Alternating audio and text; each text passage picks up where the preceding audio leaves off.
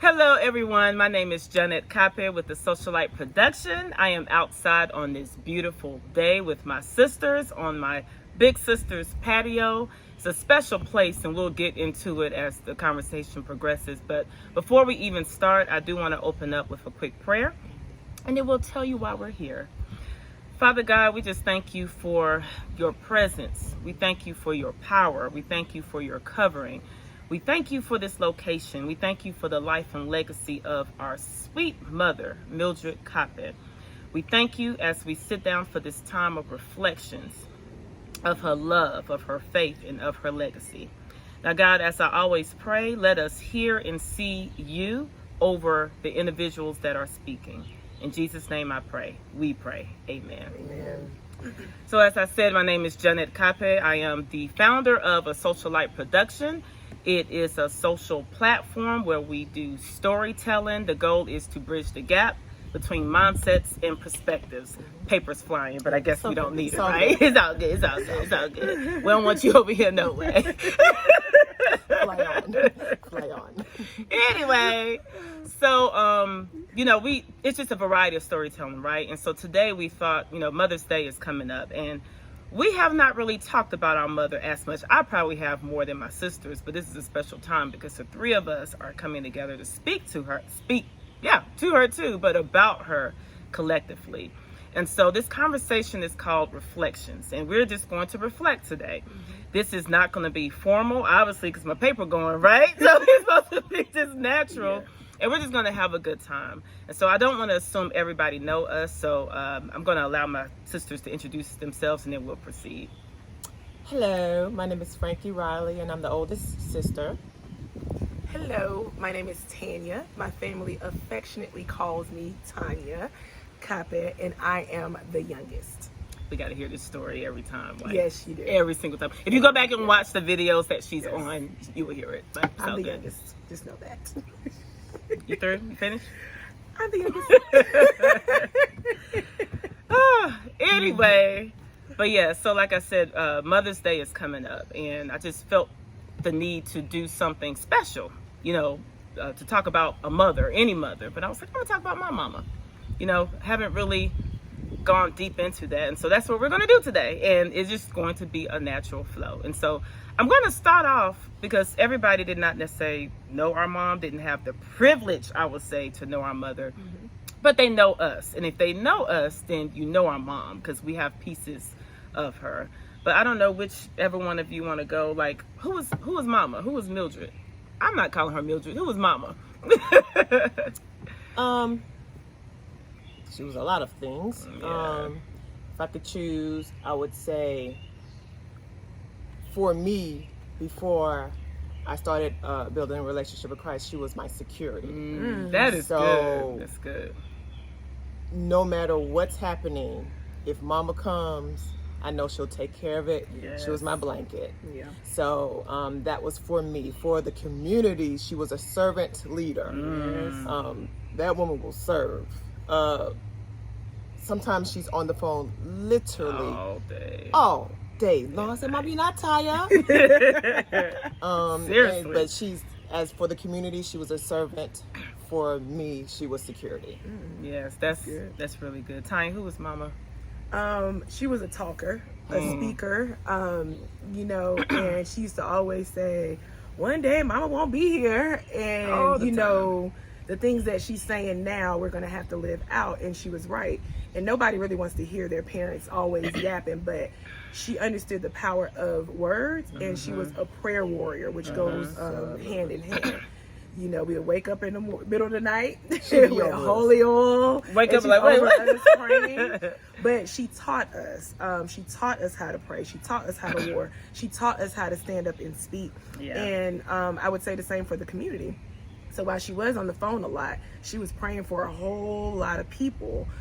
She would go to the different Liberian churches and talk to the pastors to be unified. I can go on and on. She was a speaker and she was a prayer warrior. Yes, she was. Frankie hit the nail on the head with the security. Yes. I was trying to think of something different, but just to piggyback on her, you said security? Yeah, so I'll say safety. She was like a safety net. So will always remember my mom. She knew how to take some naps. She took some really good naps. Like the way she would sleep, you would just want to go to sleep even if you weren't sleepy. But I say that to say is when she would sleep, her hand, like she'll have her hand on the bed and it's just kind of open like this. My mom's hand was thick and rough and she didn't hit us. Yes, right? she did. Yes, she did. So that same hand that will whack our backs, it was so warm. So what I used to do when she was asleep, I would go and just put my hand in her hand. Sometimes I would put my face in her hand. And it was the best feeling. It was I can't even describe it, that warm embrace. Yeah. And that is one of the consistent things that I think about when I think about Mama is her hand. The same hand that beat us. Excuse me, spanked us. No. She whipped us. It's the same hand that loved us. Yeah. And we felt nothing but that. Yeah. Right? And I guess that's a good segue into faith. Because our mom was faith. You know, that hand that we speak of, it just, as I was speaking of it, I just thought about the hand of the Father. And there's a lot of times when we feel like he's whipping us. Like, what are you doing? First of all, that's what I used to say. You took my mama. Like, and I wasn't even trying to be funny. Yeah. You took my mama. Don't talk to me. Don't, like, I'm talking to God, right? But that's relationship. But it felt like his hand was punishing us. Not realizing that hand was molding us. That hand was building us. That hand was protecting us. And so let's talk about that hand. First, before we even go into Mama, but that hand that worked through Mama, that held us together. His hand, I don't even necessarily, going back, I don't necessarily think that he was punishing us. For me, I didn't feel like he was punishing me. I just felt like it was unfair. It was just unfair that, my mom was taken away. So I don't know if I equated it to punish. I just wanted to clarify that for me. I don't think feel like it was punishing me. After my mom passed, that hand, it was always there. It was always outstretched. And for a very, very long time, I rolled my eyes at it. I rolled my eyes at the hand outstretched. I did this number. Get off me. I did that number for a very, very long time. But, oh my gosh, she's Grace. But as time went through, he kept his hand outstretched as I went through my anger, as I went through depression, as I went through my misery and the sadness. He kept it outstretched and kept me from that hand's literally blocked a lot of things. Yes. Even when I was doing this, I was like, okay, this hand is still outstretched. This hand, I'm gonna be blocking. I'm gonna be blocking. And he just waited. He waited till I got to that point where I, was able to see past my anger and depression and misery, and actually take that outstretched hand. So that's what that hand means to me. If I answer that question. You did. A safety net. So even though it felt like punishment, although I knew he wasn't punishing me, but I felt so empty and lost. I'm like, what in the world? But even as I felt empty and lost, I felt like he did a supernatural kind of road to recovery for me. And I know that I can't say it was counseling, it was this, it was that. I know it was that hand that was speeding up the process, because like he told me, he said, look, there was one time when I was in the closet confronting him, and I say this all the time, and I'm not going to stop saying it, because I think people need to hear that you can be raw with God. Yes, we need to approach him respectfully, but if we're not feeling it, that hand wants your real heart, not some made up. But he already knows, though, right? Too, so. He already knows what you're really doing. Faking for, right? But go ahead. So it hadn't been that long after Mama passed, and I was in my closet just like weeping, and it's like I heard him say, "How long are you going to mourn over what you thought it was going to be opposed to what it is?" He wasn't saying how long you'll mourn over your mama, because he already know forever ever, but he was saying, how long are you going to be stuck on, I thought my mom would still be here and she's not. I need to show you some things because there are some things that are coming up. There's a pandemic on this other side. And you're going to be locked in the house. There are some things that I need you to do. So I'm going to supernaturally speed this up. You still gonna hurt, but I'm going to supernaturally speed this up. And so his hand felt more like a safety net for me. Yeah. But it still didn't feel good. So I want to be very clear. Just because he supernaturally sped up the process for me, it doesn't mean that it felt good. It doesn't mean that he didn't block a whole lot of stuff. Yeah. That hand, hearing you two talk, I'm reflecting, because that's what this conversation is called, right? Reflecting, that hand means so much, but in the season of, losing our mom, that hand was a reconstruction of Janet, of her mindset and perspective of what faith really means. And it started then and it progressed, but he showed me who was God. My mom, like I said, she was my safety. I never would say, oh, mama was my God, but the way I treated her, the way I would go to her for prayer as if I don't have direct access, the way I just looked at her, you can say that, right? But God showed me. He showed me. Even through my rebellion, let me not do quotation marks. Even through my rebellious state, that first year, sis was off the chain, and I did not care at all. And I literally said to God, as if he owes me anything. Gosh, God's grace. But I literally said to him, you're just going to have grace, because right now I don't understand, and blah, blah, blah, blah, blah, blah. That's all he heard. Blah, blah, blah. Child, you right where I want you. Right where I want you. And so this whole faith thing, and we tell this story over and over, like privately in settings, but we're, talking about it publicly because we think we know what faith is, but we don't. We still don't as we progress. And so talking about our mom, we're just thankful because she introduced not only us, but whole nation, I would say, to faith. And they are still standing. We are still standing on some of those principles that she taught. And they're, we're running with it. We're continuing to grow. But yeah, that hand. And I hope I'm not skipping ahead, but when you talk about she showed us and a lot of people faith, I think it's worth mentioning imperfectly. So I want to talk about the Liberian prayer group. So when we were introduced to it, there was a prophetess that came from Liberia at Anticona's house. And that's how my mom started to get a little closer to God, because Anticona was inviting the whole community to her house for prayer. And Mama took us there. And we grew up in the Catholic Church when we were younger. We grew up in the Catholic Church, so this was a little different. And at that time in Charlotte, there weren't any Liberian churches to my understanding. So this was kind of the first thing, at least, that I recognized as a Liberian prayer group in Charlotte. So when it was time for Sister Vera, I think that was her name, yeah. To go back to Liberia, what she said was that this can't stop. This has to keep going. So I'm going to pray and find a leader. And I feel like, so at that time, my mother, because she was a dancing machine, she was a party machine, she liked to get it started. But at this time, she felt like God was calling her closer.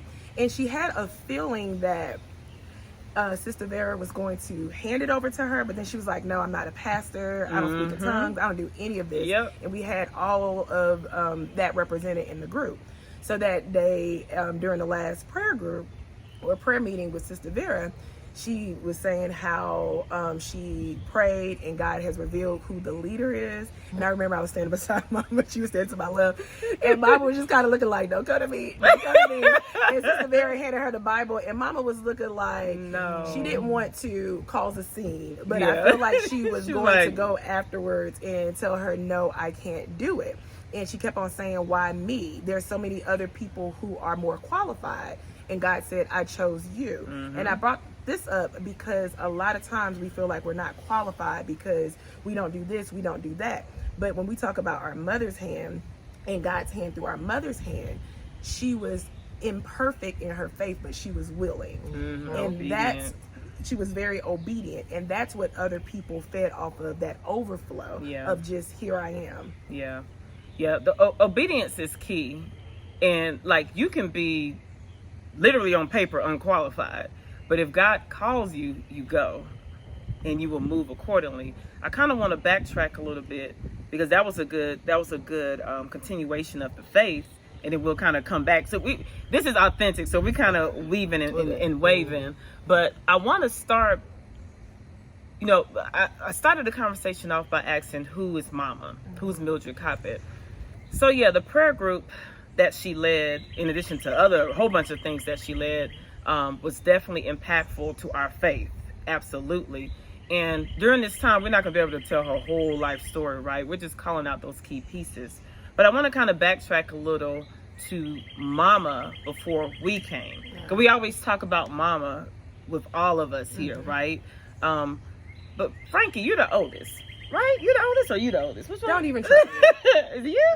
Oh, how was Mama? I know it's it's a little confusing. Whatever. No, it's not. It actually is. It actually is confusing. All the time. Like, who's oldest? That one. But anyway, talk about, and just to know, so you guys know, we are 6 years apart, and y'all are 9 years apart. Yeah. So, who was Mama before we came? What do you remember, those memories? Yeah, that's what I was going to say. Those were early years, and if you can remember, for several of those years, I was not with her.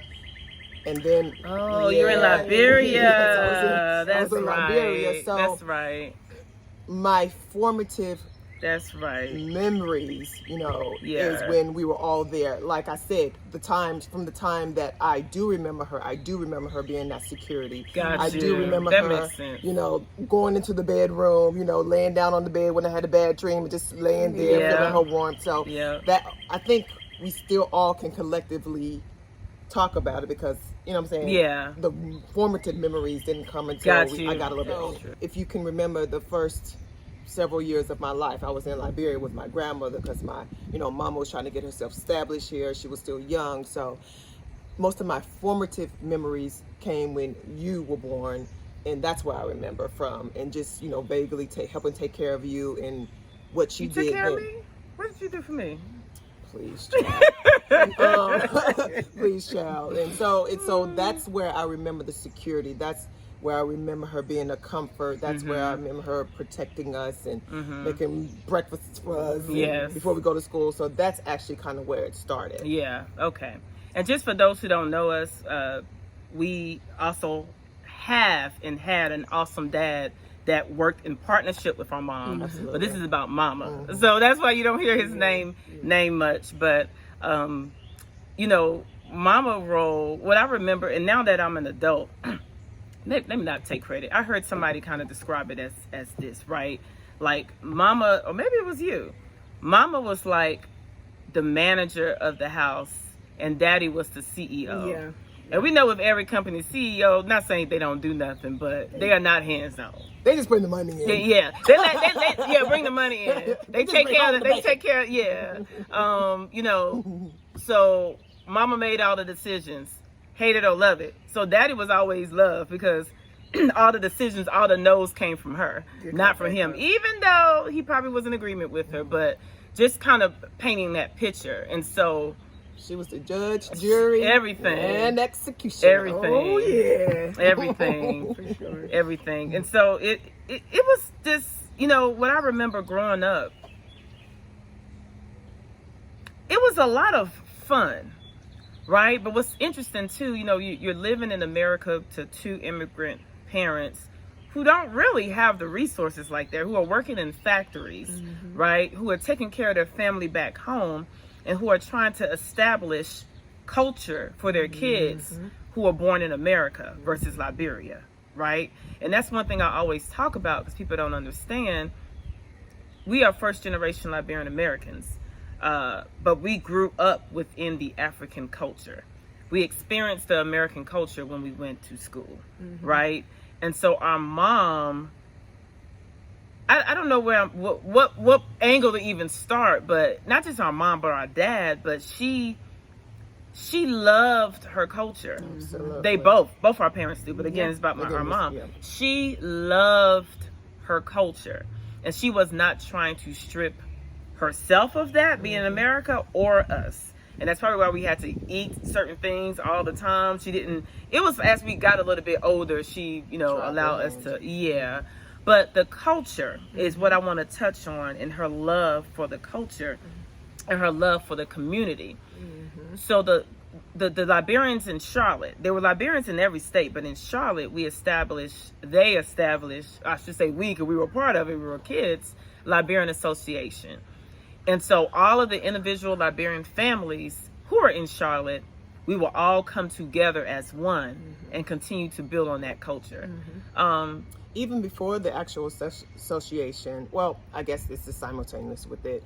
If we're talking about the community itself and coming together for literally everything. If you were Liberian and you were getting married in Charlotte, Mama and Daddy will be there and will take us right along. Yeah. Mama will be cooking jollof rice for the event, baby shower or wedding shower. No matter. That was her signature. She was one of the jollof rice cooks.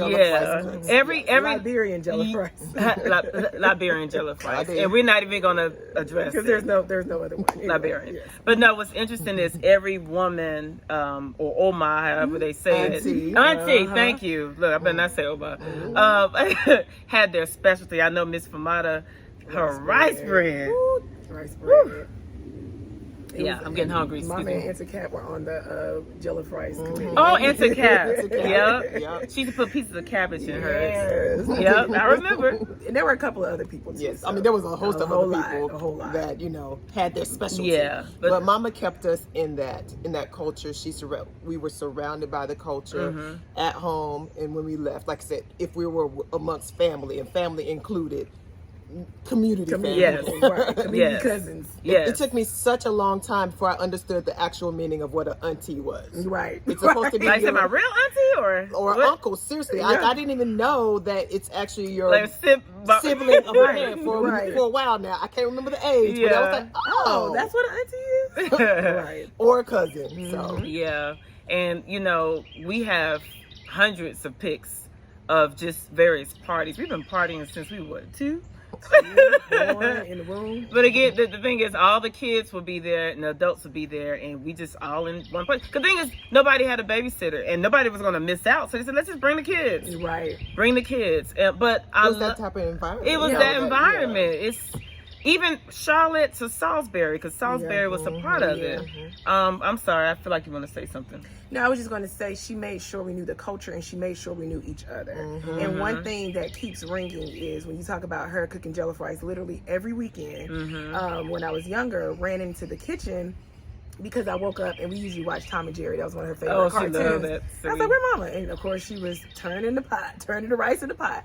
And I said, Mama, do you have to cook every weekend for everything? And she knocked that spoon and she said, look, hard times not just for one person. So we have to be there for other people so that when it's our turn, they're there for us.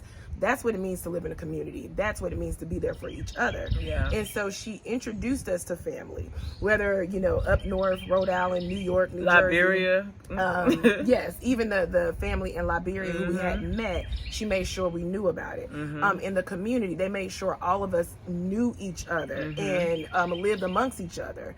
So she was very intentional, telling us stories, telling us history. She would call us American children, but we better not dare say that we're American children. And that's the thing, the confusion, because depending on her mood, we African children. Or y'all American children. What are we?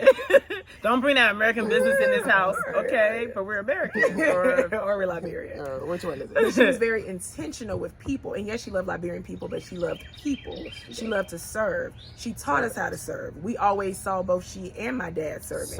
Of course, with a whole group of people who we don't have time to name. But with one thing, too, I can remember about Mama, even if she didn't feel it, is her confidence in who she was, her security in herself.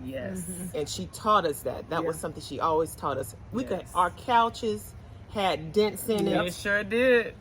But she always made us feel like all we had was all we needed. Always. You're right. And do not put on airs for anyone. You're right. You belong in every room.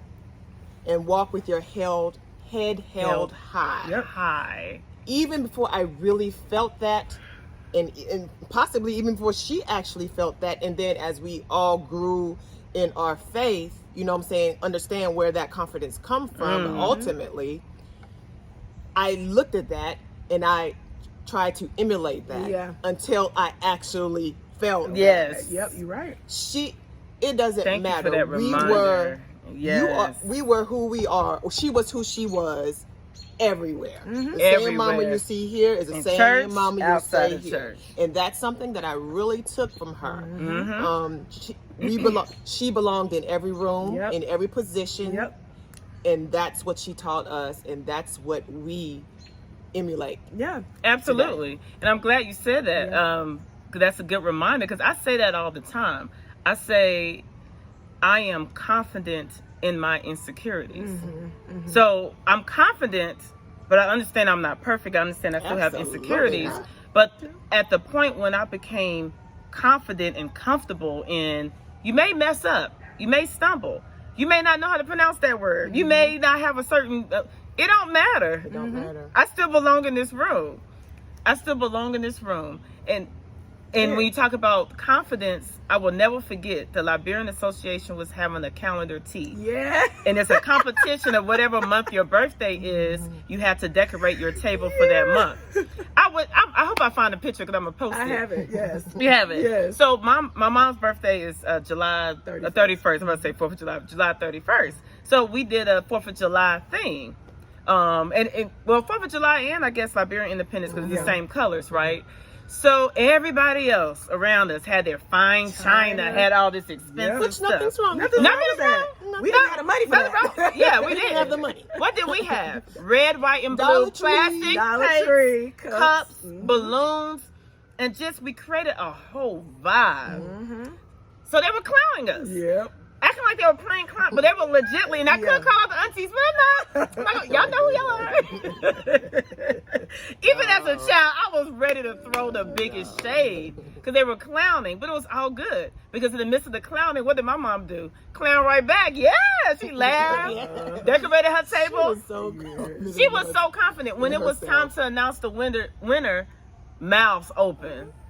Mouths open. We won. She did. But we helped her decorate. But anyway, but the red, white, and blue Dollar Tree plastic utensils and all of that won. But that's so her though. Yes. It's like this, and I'm so glad she's instilled that in us. So I don't have to feel like I have to put on airs. Or be somebody that I'm not. She drilled that into us. And all I'm the time very grateful about that. All the time. And I just wanted to add, she also made sure that we knew. I remember because when we were getting teased before Africa was hot, for other people, we were getting teased like crazy. My mom was upset. She was like, I can see about us, but y'all were born here and they're harassing you all. But I remember she said, look, I don't care what they say. Nobody's better than you, and you're not no better than anybody else. And so even when it came to leadership, it was about serving. It wasn't about being seen. It wasn't about being recognized. It was serving. You have to serve the people. You have to serve people. So I am glad that you brought that up because all of that is ingrained in us, and it's what we try to continue to walk out naturally. Yes. One thing my mom, it's just so many one things that we talk about, but she showed up. And when I say she showed up, when she showed up, she made sure people were seen. She made sure people felt loved. She made sure that people knew that they mattered. I'm sorry, there's some bees and stuff out here. It's all good. But I'm not going to stop it. But just don't come. Yeah, please don't. You fooled us there. Okay. All right. A little nervous. It's all good. Okay. Where was I? I mean, we're outside, right? On the patio. As we were saying before, the bee tried to come into the picture. Try it. Anybody scared of you? Please stay over there. Yeah. Anyway, no, seriously, she showed up. She made sure people mattered. She made sure people felt seen. Absolutely. My mom was the type, she would go from church. I remember somebody who didn't necessarily know our mom was wondering, oh, did your mom go out? Did our mom go out? Our mom was everywhere. And when you talk about being the church, she was the church. So she was in church, she was in Bible study, she was in somebody's birthday party, house party. But as we said, she was the same person. Like you couldn't, tell the difference between that Mildred versus another Mildred. And when you talk about legacy, we are walking strong in that. Because that is just who we are. And every time we sit to talk about mama, of course, daddy, I got so many traits of daddy, ain't even funny. But I have so much of mama, we have so much of mama that is not even funny. Not even funny. Yeah. When you talk about legacy, there was one thing that came strong. I was in a meeting and it came up and it said legacy isn't something that you have to try hard to continue. It's just who you are. So we haven't been in the mind frame to plan a memorial for our mother. I know a lot of people have been asking and wanting it, but that's just not where we were. And I'm still not there because what my focus is, while that would be nice, I need to now figure out what that legacy looks like on this side of her. And I would hate to have a very nice memorial service, but then I'm not carrying on who I know to be. And I think we're able to widen our reach because legacy is naturally who we are. And when we focus and narrow in on what that looks like in this stage of life, it's bigger than any program or any one service. It's who we are naturally. Anybody, yes, us, but everybody is an offspring of legacy, good, bad, ugly. And I just wanted to point that out because I feel like sometimes when people pass, we feel like we have to uphold their legacy. We have to do this. And it's fine to establish different things, but your very existence is legacy. Yeah. What are you going to do with that daily? Yeah, no, that's good. So we are mom's blood legacy, but every single person that she prayed for, yes, she spoke a word into, you are charged with carry on that legacy also. Absolutely. Yep. So everything she taught you all in the Bible studies, in the prayer group, on the phone, 24/7, all the time, that's what you carry on, and you can carry on her legacy just like we can. Yep. Like I always say, legacy doesn't just come from your womb, right? It's whatever you establish, that purpose. That's true. Good. And how people grab the torch and continue to run with it. So yeah, legacy is key. That's good. Legacy is key. And I'm not trying to sound like not even no preacher, but how they ask the question, what is your legacy? What will people say about you between that the year you were born, between the year you were born to the year you leave this earth? That time period is the legacy that you create. What will people say? What will you do? And so for us, we're always talking about purpose. Because that time period, there's purpose. And we act like we have all the time in the world. We don't know. One, we don't know. And then two, if we think about it, there are different time periods in our life that specific things has to get done in order for us to fulfill the next season and the next season. And there are people literally counting on you as an individual to do that. Oh, that's good. So when I think about mama and daddy and all the aunties, again, we're just talking about mama. I'm not trying to exclude, but look at what she built. Look at what she established. Even all that stuff you did for us and doing our hair, and you learned how to take care of a whole house. A whole household, yeah. We learned. I didn't like it then, but I'm so glad she taught me. Yeah, like I literally can cook 3 different pots of soup. When I say soup, that's African food, right? Wash clothes, be on the phone, check out the game, clean up. But it's domestic things, and it's just organizational skills, leadership skills, people skills, all of faith. That. It's just endless. All of that. She taught us all of that. Some without even saying anything. Not saying anything. We just looked at her. you would think that Mama was the most unorganized person. You know what? You're right. You're right. But she wasn't. She wasn't. You're right. She had her own system of she organization. Had a system. Those notebooks, honey. Those notebooks, those spiral notebooks. Or the back of a bill. The back of a bill. Yes, it could be the back of a bill. The back of a bill. We're like, what is this? You see blue cursive. Right. Cursive. Because her handwriting was cursive, though? You going to write the notes in cursive. Yeah. Okay. Yes. You would think she wasn't organized or have it together, but whatever program, whatever that we're working on, it would go just like clockwork. Yeah. Because because of her organizational Talking about skills. legacy. Yeah. And so I want to talk real quick about my mom's family, because she's very much a family person.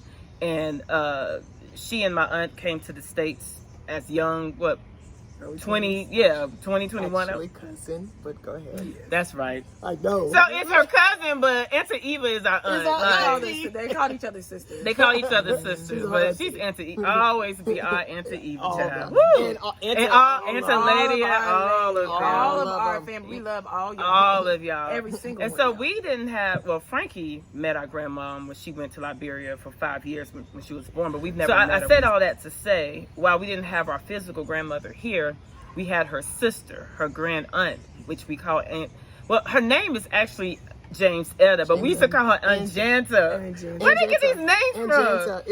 It's just the putting it all together. But, Aunt Janta. That's the easiest way to say it. But she was our grandmother, but she was really my mom's cousin mom. But we would go up north every summer. They live in Rhode Island, between Rhode Island, New York, and Connecticut. And we just, you couldn't tell us that wasn't like, like we say aunties, like close. Sometimes people look at their cousins as distant or they're just a cousin. No, that's like siblings, right? And so that's something Mama created and established. I don't know if you guys want to talk about the memories from that time.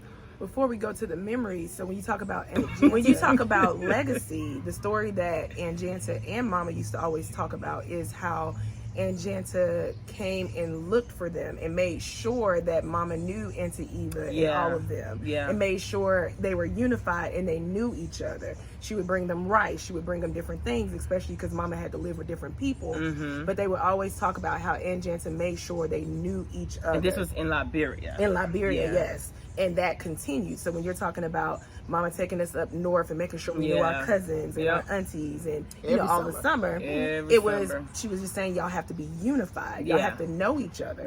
And that spilled even here in Charlotte. So when we're talking about the Liberian community, of course, each decade it grew. But she was always really specific about us knowing each other and keeping the community going, regardless of what phase. Unity was key. And as the community grows, it's harder to have that same small, feeling of unity. And I think the community is still unified, but it's kind of broken out and segmented. And a lot of people don't know the history of what was established, the history of who's been here and who's served and who's tried to be a bridge. But I think it's just, like I said, changing of mindsets and perspectives.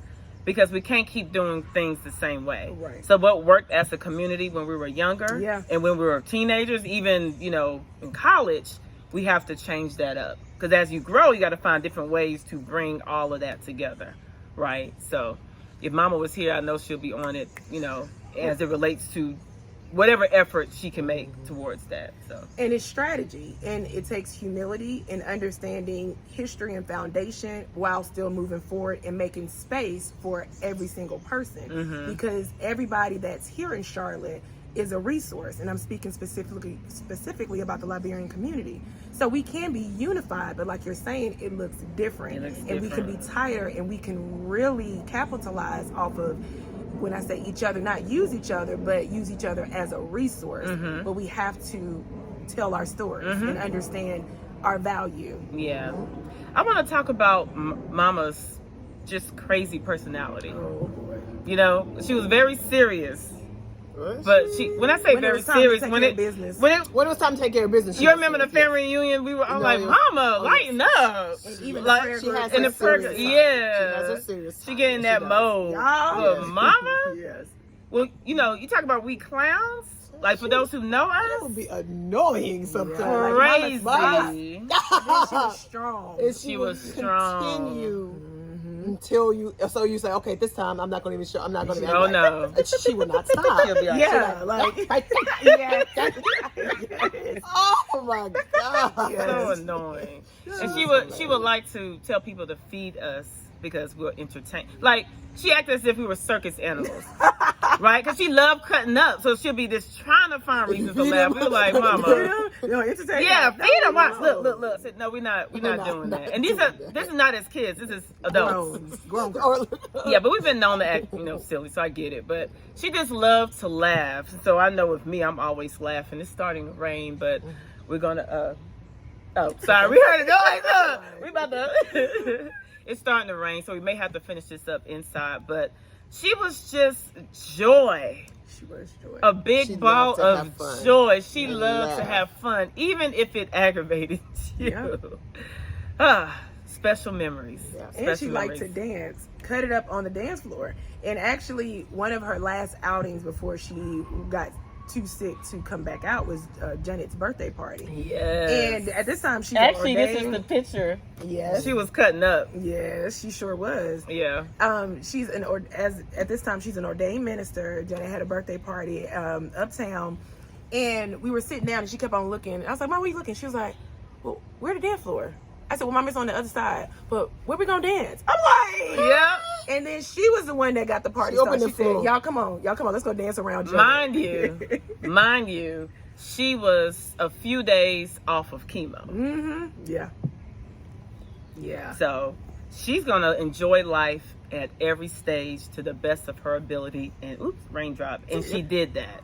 She did that. So we're going to take this inside to finish up because I don't want to rush this. Are you going to stop, rain? Nope. They look like it. I think it's starting to come down harder. So we're going to go inside to finish this up. All right. So we had to bring this inside. The rain will not let us be great. But we're kind of towards the end of this conversation. But what we were talking about with our mom is how she pretty much enjoyed life. Doesn't matter the season. She enjoyed life. And, like we were talking about a little when we were growing up, we didn't have a lot. I wouldn't consider us being poor, but maybe we were. I don't know. But I felt like we had a good life. Although we couldn't afford to go certain places and do certain things, we created an experience just through our unity and our bond and our love as a family. Even when my sister and I would go at it, we still had that unity. We still had that bond. And that's something our parents established. So it's kind of like the scripture says, learning to be content, whether well-fed or hungry. Mm-hmm. That's literally our family. Mm-hmm. Literally our family. I don't know if y'all want to touch on that. But we never went hungry. We never went hungry. Never. We always had that. We rice had a lot of food. Always had rice. And if you can eat anything else, you can do butter and rice and fried chicken. Butter and rice. And not Sorry. even, all we had was all we needed. Yeah, but my point is, I remember thinking as a child, like, dang, my parents can use help. But then again, they always had it. I'm like, where did they get it from? The hand of God. Yes. We talked about mama as a mother, but one thing we didn't talk about is mama as a wife and as a sibling and as a friend. I mean, we touched on it, but I just want to call those different points out because we talk about the love of a mother. She had so much love because she literally had the love of Christ, the light of Christ. That's what she exuded, even before she opened her mouth. When you talk about her being a leader, is she, I don't know, she's not the youngest sibling, but she treat her siblings like she was their mom. Like, sometimes I'm like, gosh, can you leave Uncle Frank and Uncle Wilma alone? Like, leave them alone. Uncle James was her oldest brother, and I think he's the only one she did not treat like that because he was their father. A father, yeah. But what are y'all's memories of mama just engaging, like with daddy and with Auntie Eva? We just saying Auntie Eva name because that's the person she came with, but just with everybody, or even in the community, with her friendships. Again, well, if you're speaking with her siblings, she was the mama. Mm-hmm. she's always, you know, communicating, calling, trying to keep that connection together, as family, as siblings, no matter, you know, how far or near they were. Uncle James, nickname, when he was in, you know, Tennessee, Liberia, you know, she was always keeping in contact. Uncle Livo. Hey, God. Just say the name. That's the name she called him. Uncle Big Ball, Uncle Livo. Yeah. But that's Uncle James and Uncle Frank. She would always keep in contact. So I just, like you said, that's just par for the course. She's about family. She's about keeping connections going. Even with her friends, what we talked about earlier, 24/7 on the phone, checking, praying. So just what you said, a connector, a communicator, a servant to even her family and friends, because she'll be there. So all of it, I mean, it all just wraps up into who she is. And she was like a safe haven, again, the safety net, right? So like when family come from Liberia, even like my aunt who used to date my uncle, but my mother was like, you come. And she helped. She paved the way for others. Our cousins, Wilma and what we call it, Gito, and Mickey and Tita, you know, they literally came from Liberia and was staying with us. And then when you think about our cousins that lived here, the other Karpehs, the other ones who weren't blood cousins, but you couldn't tell us no different. I will never forget Hurricane Hugo. Oh, yeah. Now, when I talk about Hurricane Hugo, I have to really kind of take a step back because it was a really bad time for a lot of people. It was really tragic. Yeah. But I only have fond memories of Hurricane Hugo because everybody came to our house and Daddy, he was cooking on the grill. We all had our blankets downstairs. And I remember my mom was just cutting up. I'm not going to call my cousin out. She had a little accident. My mom was picking. I'm not going to call her out. But we had a good time. And I think they stayed over for a week or maybe I'm in and out. Back and forth. Back and forth. Gotcha. Look, I'm exaggerating like Mom used to do. Legacy. Please don't carry that one on. Like, Mom, that didn't happen. She's talking about it happened. I did not have chicken pox on my tongue. You had chicken pox on your tongue. No, I didn't, Mama. Frank would be like, just leave it alone. I said, but it's not true. I know. Just what you said. Like her reflections would just be. She was a creative storyteller. She was a creative storyteller. And narratives. Like, Mama. But look at her side eyeing me in her picture. But no, that was another fond memory. The memories of her telling stories. You were like, I would go upstairs like sometimes, or she's telling me something, or we hear somebody saying something. I was like, did not happen. So Frank is saying upstairs. I'll be like, Mama, no, that. Yeah, see, that's what she gets. I go upstairs and say it. No, that was fun. But I like what you all said, safe haven, and just we saw her. Well, yes, Daddy was the CEO of the house. She was a manager, and at times she would co-CEO. We saw her come from work, make sure food was ready, make sure we were doing what we needed to do. She was building up leaders. Absolutely. It took me a little while because I was young, but I was still getting these leadership skills. When you talk about friends. Not just praying, counseling, going here, going there, going back to even the Liberian prayer group, and it's just too many people to name who's that foundation. But out of just the obedience of keeping it going, I remember that first prayer group, she was like, I don't care if it's just me and Angie cheering, this group will continue. And then out of the group, formed a church and then another church. So what you said earlier, somebody else is waiting on our obedience. And we talk about being a bridge, and a socialite production is a connector of people. And we also talk about, well, yes, we have the good old days, but we can't live in the good old days. We have to see what that looks like currently. Yeah. And so when you talk about legacy, the Liberian community being Liberian, that's legacy. Unity is legacy, being bridges, humbling ourselves and seeing how we can continue to check each other, continue to tighten up. We don't all have to like each other, but we can check in on each other and make sure that we're there for each other, good times, bad times, hard times. And that's who I remember her being. Yeah. So we talk a lot about the Liberian community because her mom was Liberian, right? But she did have that connector, that connection outside the Liberian community. And I cannot forget to call out my Miss Judy, who's no longer here with us. She and Mama are having a ball in heaven, but Miss Judy was a part of that community, a part of that bridge and connector that helped pave the way. My mom loved people, even those people who are hard to love. She taught us that vengeance belongs to God, and that sounds real like lofty, but it's true. And so she taught us how to love people to the best of our ability, all people. Again, she said, we're not better than anybody. We're not any worse than anybody. We don't let people disrespect us, but you make space for everybody. I think that's what I wanted to say. She taught us to make space for everybody. When you enter into a room, you speak to everybody. When you leave and you greet people, you interact with people, whether you know them or not. Show them respect. And she also had a heart for like young girls. So like even our cousins, community cousins, they would talk with her. They would come to the house and she would pour into them, because one thing that she used to say is, I know some of the mistakes I made when I was younger, and sometimes you just need somebody to talk to. So when you're talking about bridge, she respected young people. I felt like she wanted to train us up as leaders opposed to stay in a child's place.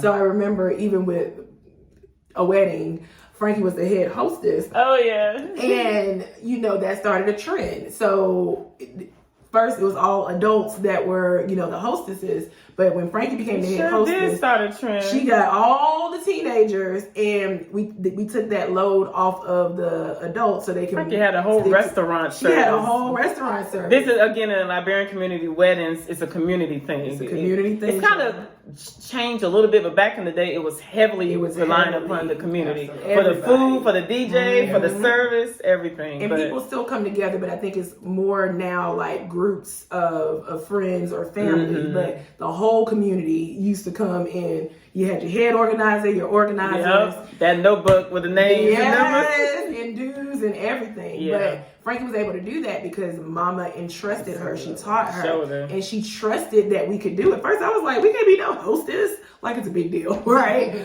But she saw things in people that maybe they didn't see in themselves, and she was willing to train and lead. But I think what keeps ringing out in terms of legacy is making space for everybody. Seeing everybody. Serving everybody. Talk about that a little. When you talk about serving everybody, like, it doesn't matter who you were, how you may have felt about her, and she, you know, recognized this.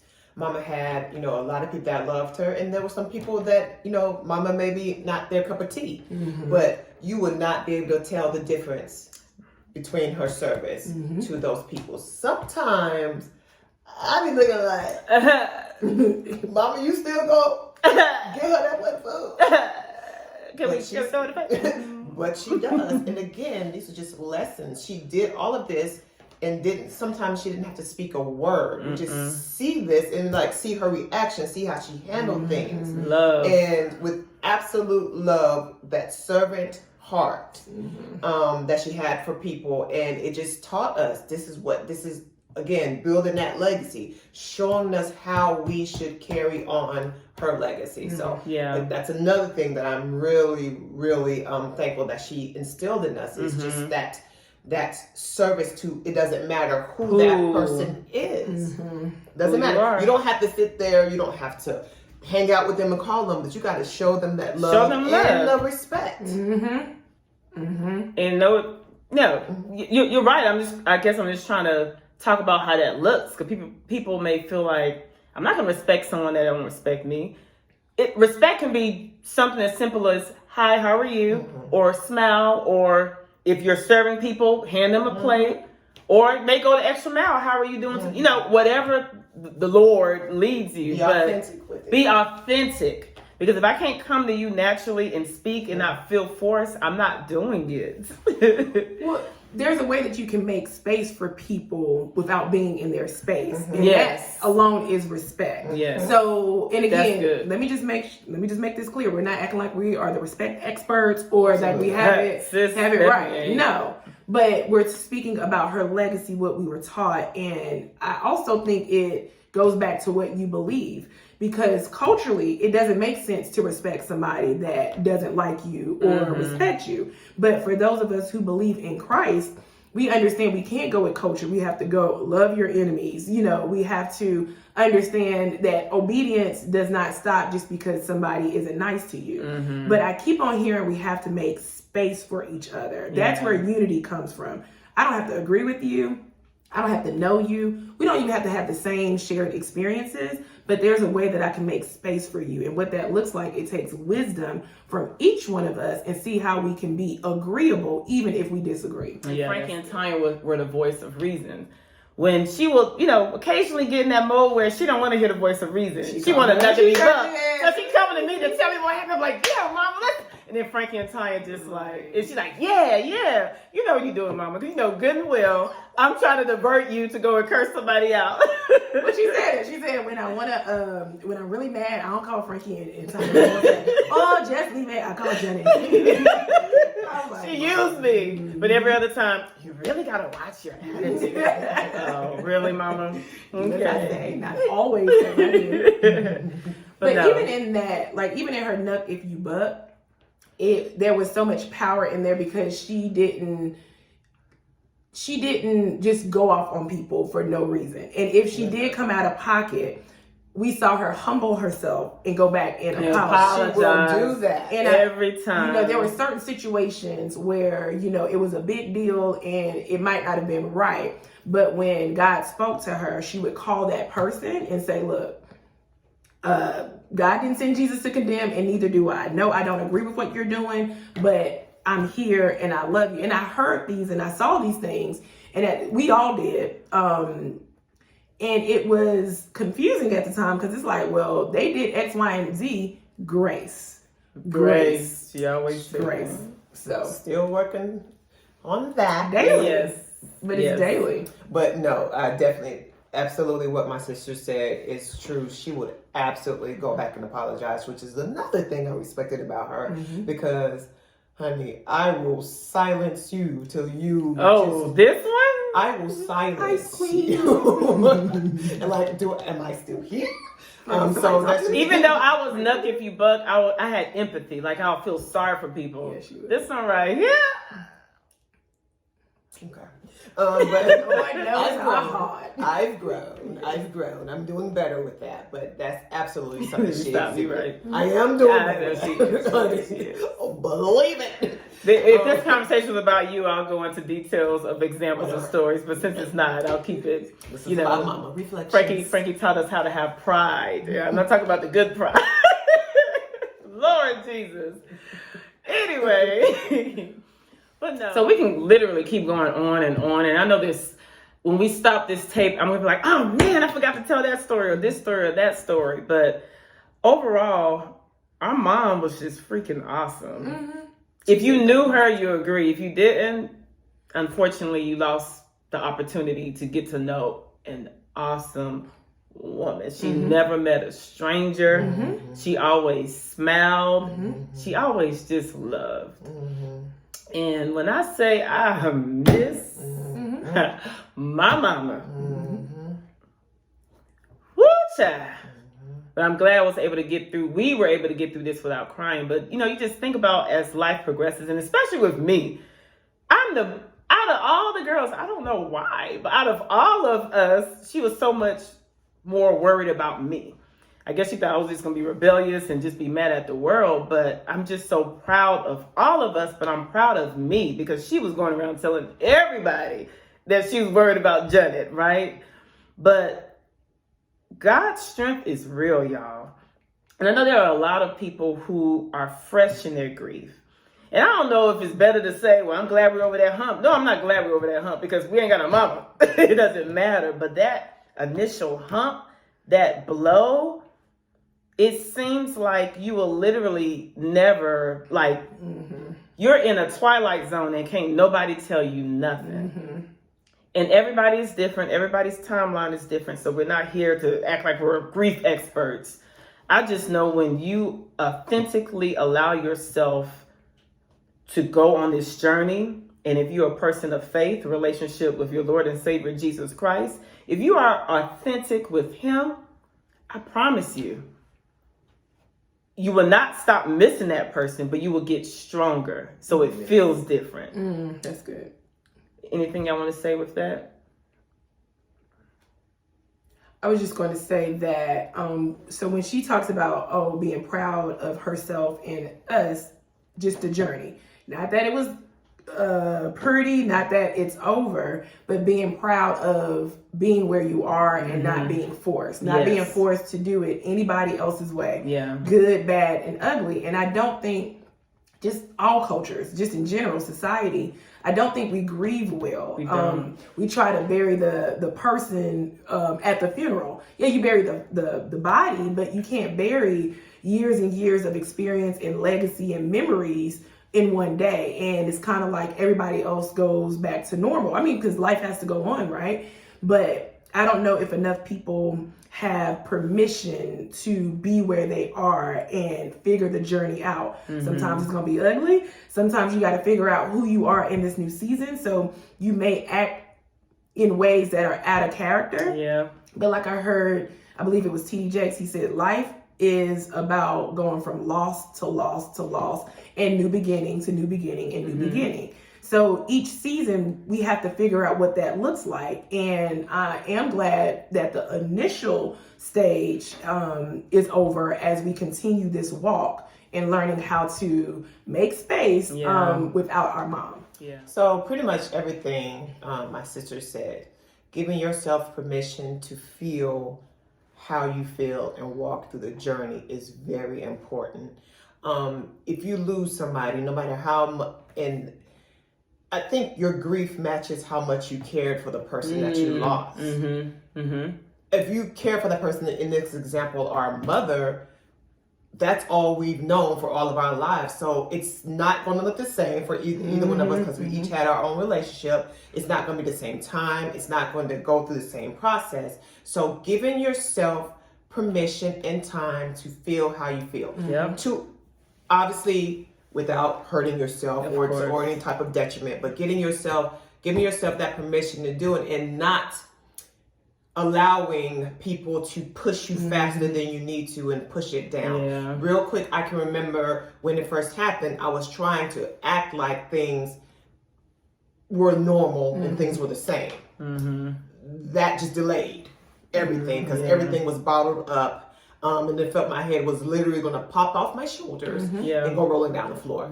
So I said, at that moment, I said, no, I am literally dropping everything. I am not doing anything. And God just had to work with me. Like we said at the beginning, his hand was outstretched and he had to continue blocking things as I was going through this journey. So my main thing is, whatever loss that you may have experienced, whatever loss.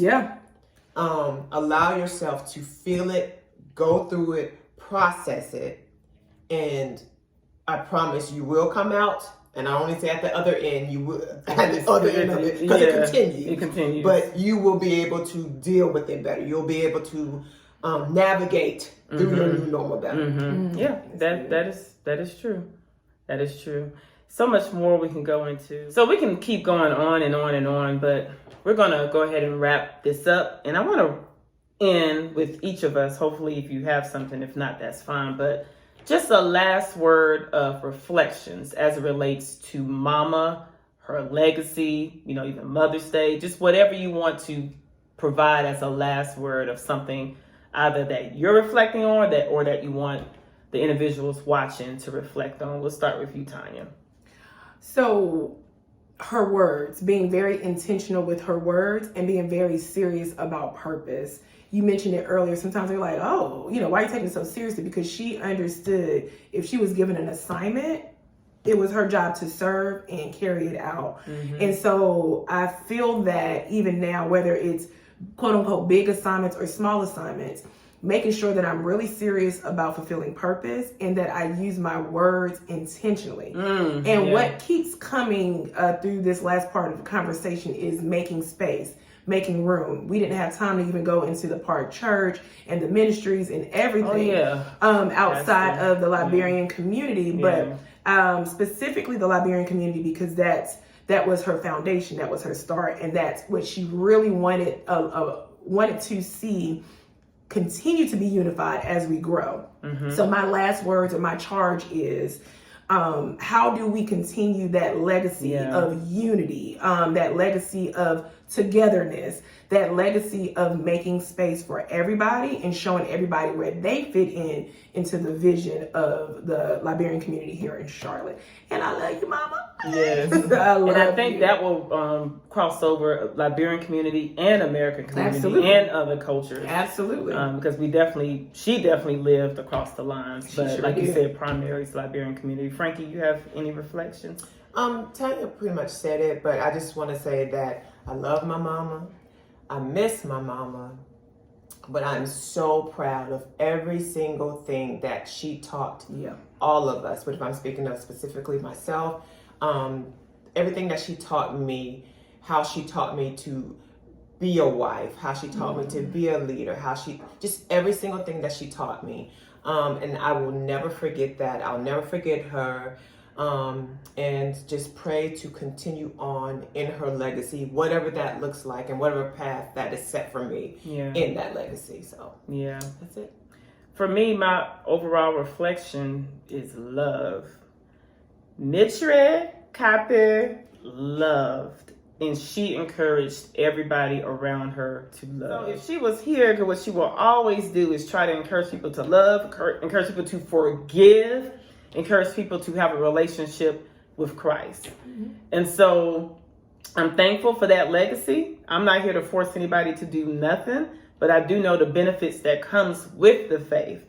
And that love that she refers to is not necessarily coming from me. It's coming from the power that's at work within us. So thank you guys for rocking with us. I know we were all over the place. I like these things to be authentic. So from the bee buzzing to the rain to choking on her spit, whatever it was. It was a bug. I don't know what was the bug really in your mouth. Anyway, but I'm just thankful for this opportunity to be in agreement, because we have not always been on the same page as it relates to our grieving process and as it relates to talking about mama with just each other, let alone for the world to see. So I just want to thank my sisters for this opportunity, and I'm glad for all of our growth. And then I want to thank my sister for her beautiful home. If you guys are ever in Monroe, this is a vacation home. Like it is. It's a bed and breakfast. It really is. And she cooks for you too. Like when you spend the night, and they cook. So, just like Mama used to. Yeah. And his parents. Yeah. So come on over. What's the address? Girl. Anyway, thank you guys. We definitely appreciate you. And if you still have your moms, if you're fortunate enough to have your mom, and if you have a relationship with your mom, just love on her, even when she get on your nerves. Love on your mama. Like my little cousin Ahmad, he has this song. He said, "You better love your mama. You better love your mama." So, and even if you don't have your mom, it is it's hard. It's different for everybody. But try to, of course, be where you are.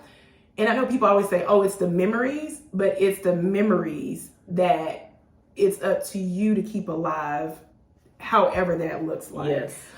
So Mother's Day is a tough day, but I guess I just want to encourage people to see how they can conquer the day and not let the day conquer them. Yeah. And that takes strategy. So yeah. That's it. Because if we keep going, it's going to be another 30 minutes. But thank you guys. Can we do the final reflection, Isaiah 41:10? Yeah. So final words, Isaiah 41:10. Fear not, for I am with you. Be not dismayed, for I am your God. I will help you. I will strengthen you. I will uphold you with my right hand. My righteous right hand, which symbolizes power. Yep. Amen. That was Mama's scripture in that season. In that season. But she had so many. But thank you guys. Thank you.